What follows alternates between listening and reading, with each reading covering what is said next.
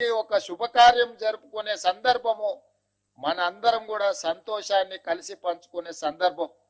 అందుకే 3 తారీఖు నాడు ఫలితాలు వచ్చిన, డిసెంబర్ 7 తారీఖు నాడు మేము అధికారికంగా ప్రమాణ స్వీకారం చేసిన, డిసెంబర్ 9నే మనము కొలబద్దగా పెట్టుకొని రైతు రుణమాఫీ ఆ తారీఖు వరకు చెయ్యాలన్న ఆలోచనతోటి ఈ రోజు ఈ ప్రభుత్వం ముందుకు వచ్చింది. ఇంత మంచి కార్యక్రమం అద్భుతంగా, ఏ సమస్య లేకుండా, ఏ అవాంతరాలు రాకుండా ఈ కార్యక్రమాన్ని పూర్తి చేసే ఒక సంకల్పంతో ఈ రోజు ముందుకు వస్తున్నాము. ఇది మొదటి విడత మాత్రమే. 1,00,000 వరకు మొదటి విడతలో 100% లక్ష లోపల ఉన్న రైతులకు 100% రుణ విముక్తి కలిగించినము. 0 నుంచి 1,00,000 రూపాయల వరకు ఉన్న ప్రతి రైతుకు ఈ రోజు రుణ విముక్తి జరుగుతుంది.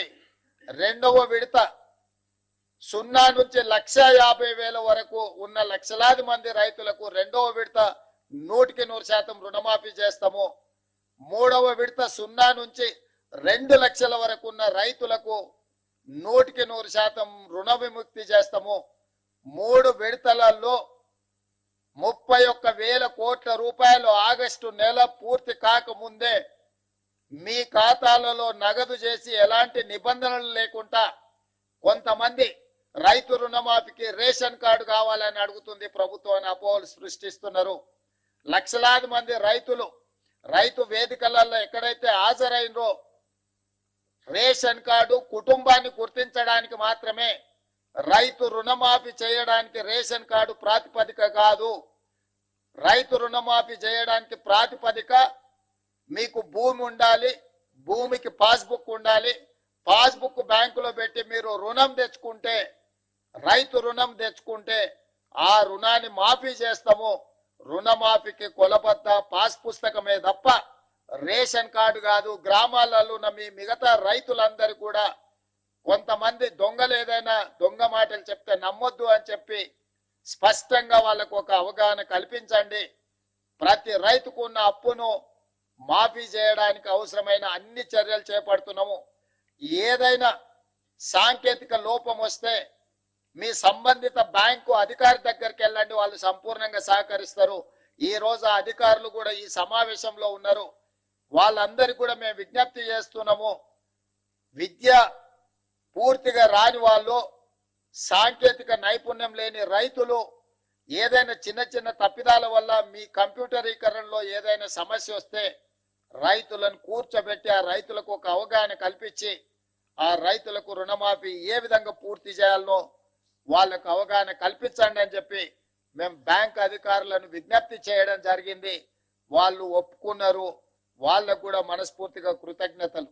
అదే విధంగా మన వ్యవసాయ శాఖకు సంబంధించిన అధికారులు అందరు రైతులను సమన్వయం చేసుకొని, వాళ్ళ రైతుల ఖాతాలను తెలుసుకొని, PACS లో వేసిన, DCCB బ్యాంకులలో వేసిన డబ్బులు కూడా తిరిగి రైతుల ఖాతాలోకి చేరడానికి అవసరమైన అన్ని ఏర్పాట్లను చేయమని మా వ్యవసాయ శాఖ అధికారులు, మన వ్యవసాయ శాఖ మంత్రి ఆయనే స్వయంగా ఒక మంచి రైతు.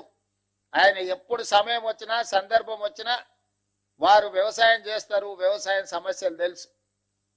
ఇక మా ఆర్థిక శాఖ మంత్రి బట్టి విక్రమార్క గారు, మీకు తెలుసు, ఆదిలాబాద్ నుంచి ఖమ్మం వరకు వందలాది కిలోమీటర్లు పాదయాత్ర చేసి రైతులతో మమేకమై రైతుల సమస్యలను తెలుసుకొని వాటిని పరిష్కరించడానికి ఇవాళ ఆర్థిక మంత్రిగా వారికి ఉన్న అనుభవాన్ని అంతా ఉపయోగించి ఏ మాత్రం వనరుల ఇబ్బంది జరగకుండా ఈ రోజు ముందుకు తీసుకెళ్తున్నాడు. వారికి ఆర్థిక మంత్రిగా బాధ్యత అప్పచెప్పినప్పుడు ఆయన గారు ఇచ్చిపోయిన అప్పు 7 లక్షల కోట్ల రూపాయలు. 7 లక్షల కోట్ల రూపాయలు ఆయన గారు అప్పు చేస్తే, పెద్దలు బట్టి విక్రమార్క గారు ప్రతి నెల 7,000 కోట్ల రూపాయలు మిత్తి కడుతున్నాడు. అప్పు చేసిన అయ్యగారు మిత్తి కడుతున్నదేమో బట్టి విక్రమార్క గారు. ప్రతి నెల తిన్నా తినకపోయినా ఉపాసం బండి అయినా పోయినసారి చేసిన అప్పులకు ఇప్పుడు మన బట్టి విక్రమార్క గారు ప్రతి నెల దాదాపుగా 7,000 కోట్ల రూపాయల మిత్తి కడుతున్నాడు. తెలంగాణ రాష్ట్రం వచ్చినప్పుడు సంవత్సరానికి 12 నెలలకు కలిపి కడుతున్న మిత్తి అప్పు 6,500 కోట్లు. ఆనాడు సంవత్సరానికి కట్టే బ్యాంకు అప్పు ఇవాళ ప్రతి నెల కట్టాల్సిన పరిస్థితి వచ్చింది. ప్రతి నెల గతంలో ప్రభుత్వ అధికారులకు జీతాలు ఇవ్వాలన్న కష్టంగా ఉండే, ఎత్తుకొని జమ చేసి ఇచ్చే పరిస్థితి. అక్కడి నుంచి ప్రభుత్వ అధికారులకు పెన్షన్దారులకు ప్రతి నెల 1వ తారీఖు నాడు 5,000 కోట్ల రూపాయలు జీతభత్యాలకు ఈరోజు మనం కేటాయిస్తున్నాము, నిధులు విడుదల చేస్తున్నాం. సరిగ్గా 7 నెలలు మనం మహాలక్ష్మి గాని, గృహజ్యోతి గాని, రాజీవ్ ఆరోగ్యశ్రీ గాని ఇట్లా వివిధ ఖాతాలకు వివిధ మన 6 గ్యారంటీలలో అమలు చేసిన 5 గ్యారంటీలకు ఇప్పటి వరకు 29,000 కోట్ల రూపాయలు మన ప్రభుత్వం ఖర్చు పెట్టింది.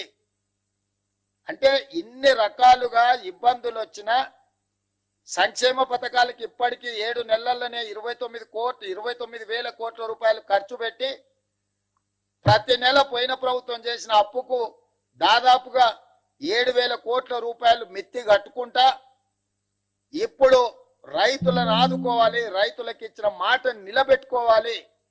మాట ఇస్తే మాట తప్పం, మడమ తిప్పము. కాంగ్రెస్ పార్టీ ఏదైనా చెబితే 100% అమలు చేస్తుంది అని 2009లో మన్మోహన్ సింగ్ గారు ఏ విధంగా అయితే రుణమాఫీ చేసి చూపించిండో ఈనాడు దేశంలోనే ఆదర్శం.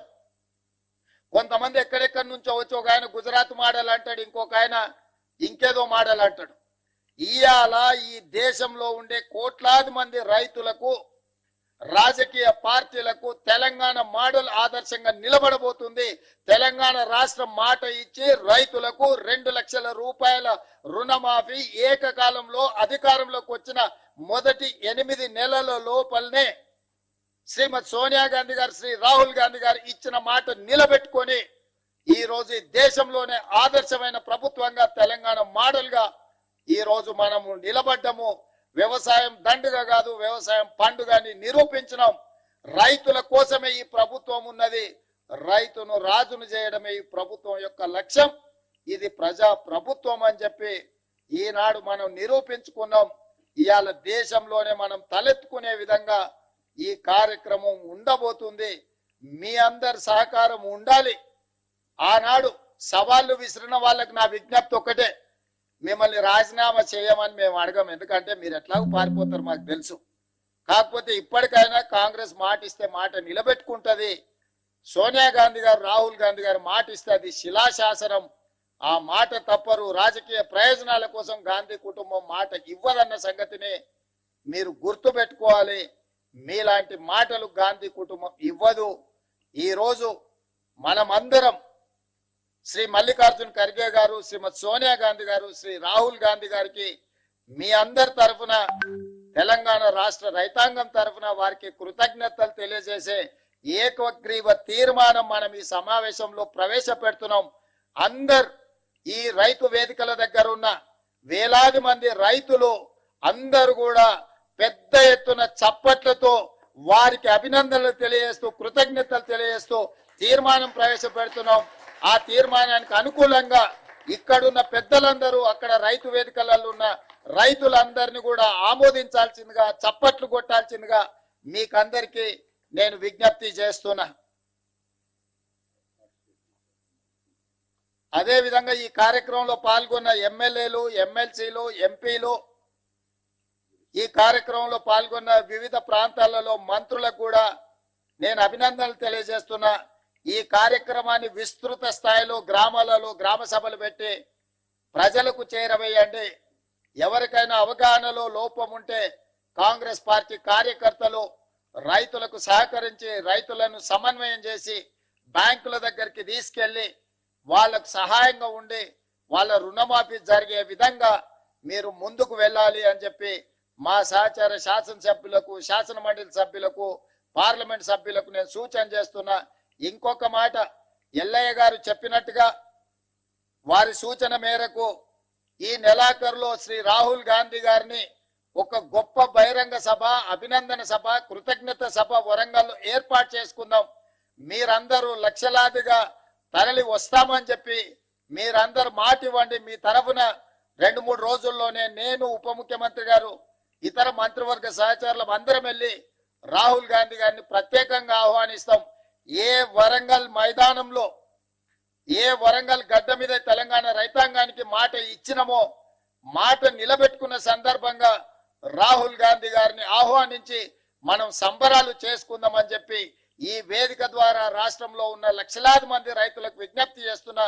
మీ అందరి తరఫున రాహుల్ గాంధీ గారికి ఆహ్వానం పలకడానికి నాకు అనుమతి ఇవ్వండి అని మిమ్మల్ని అందరిని అడుగుతూ, దీనికి కూడా మీరందరు చప్పట్ల ద్వారా ఆమోదం ఇవ్వాల్సిందిగా కోరుకుంటున్నాను.